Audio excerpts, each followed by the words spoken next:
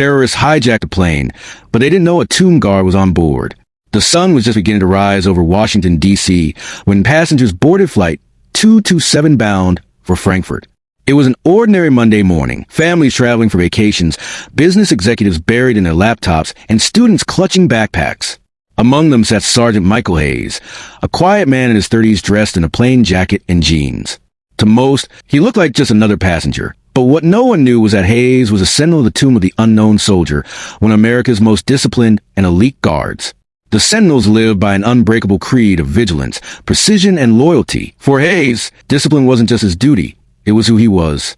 He rarely traveled, but this time he was flying to Germany to visit his mother's grave. He took his seat near the middle of the plane, silently scanning the cabin in a way only a soldier trained in eternal watch could.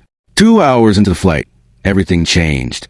The cabin door suddenly burst open, and 3 armed men stormed inside. Their faces were covered, their eyes filled with fanatic determination. The leader fired a warning shot into the ceiling, sending sparks and screams across the cabin.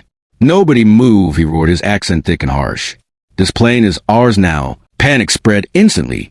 Mothers clutching their children, passengers ducking under seats, and the flight attendants trembling as they were forced to the ground. Hayes didn't move. He sat upright, his eyes narrowing as his training instincts switched on. Every detail, their weapons, their body language, the way they communicated, he recorded silently. He knew one thing: these men were not bluffing. They were here to kill.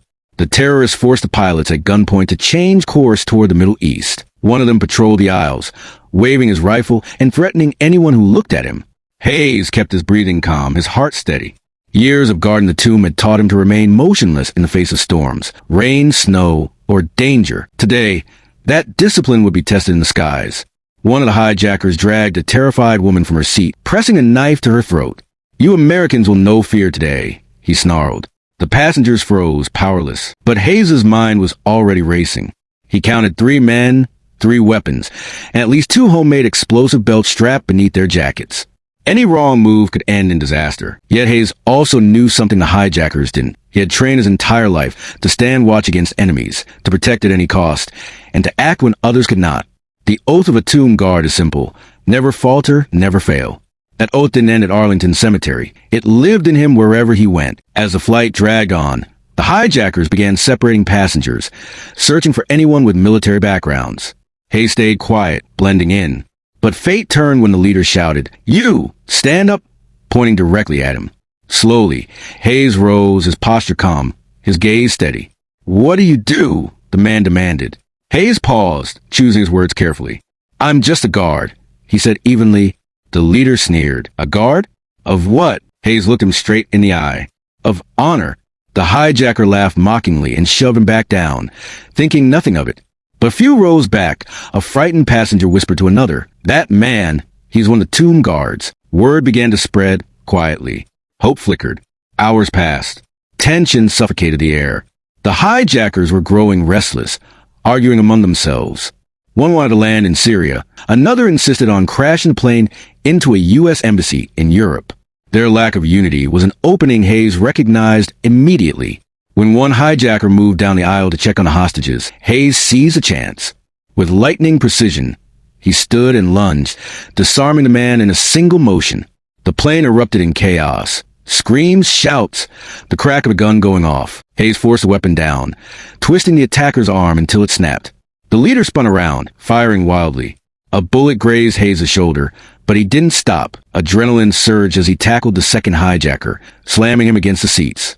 Passengers began to rally, emboldened by Hayes' courage. Some threw bags, others pinned the injured terrorist to the floor. The leader roared in fury, pulling the pin on a grenade strapped to his chest. The cabin froze in terror. Hayes knew this was a critical moment.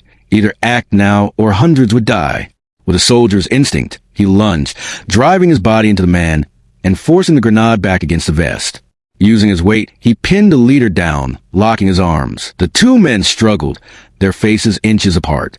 "You will die with me," the terrorist spat. Hayes' voice was calm, unwavering. "Not today." With brutal strength, he pried the man's grip away and ripped the detonator free, tossing it down the aisle. Another passenger kicked it away, and the threat was neutralized.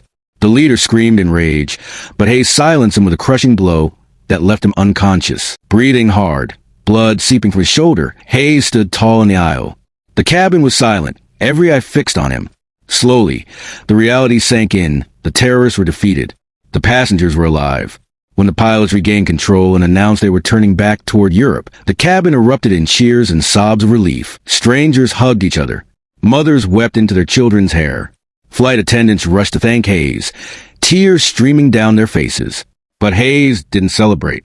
He simply sat back down, holding a compress to his wound, his gaze steady as if still on guard. A passenger leaned over and whispered, "Sir, who are you?" Hayes gave a faint, humble smile.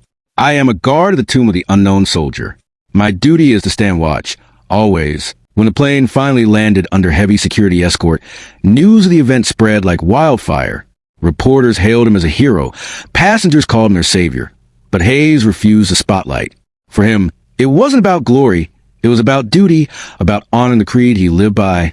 In the days that followed, survivors of Flight 227 would tell their families about the day terrorists hijacked their plane, but salvation came from a quiet man in plain clothes. They would never forget the courage, the calm, and the unshakable will of the tomb guard who happened to be on board.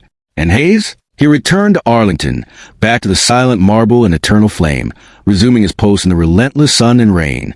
Tourists watched his flawless steps, never knowing that the same soldier had once saved a plane full of lives high above the Atlantic. For Hayes, nothing had changed. He was still standing watch, as he always would. Because tomb guards don't stop when their shift ends. They carry their watch wherever they go. And on that fateful day, Flight 227 learned what it truly meant to have a Sentinel on board. Like the video and subscribe to Channel Storysphere.